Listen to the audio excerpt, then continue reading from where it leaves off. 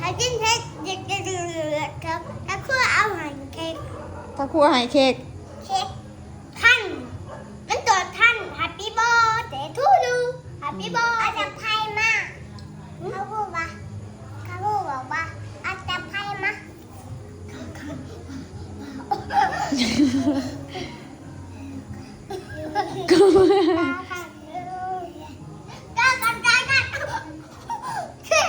เอาเฮ็ดอะไรก็สบายดีทุกคนเฮ็ดอะไรว่าได้ไดนั่นสวะเอาได้สันสบายดีทุกคนว่าได้ไดนะเนาะมันยังเบาได้เอาที่เจ้ามันยังสบายดีทุกคนว่าดีๆสิวันนี้น้องซันสิพามากินเค้กก่อนเบิ้งเอาจะดูใจด้วยจะดูใจด้วย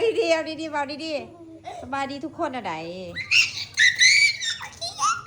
อ้าวเขียว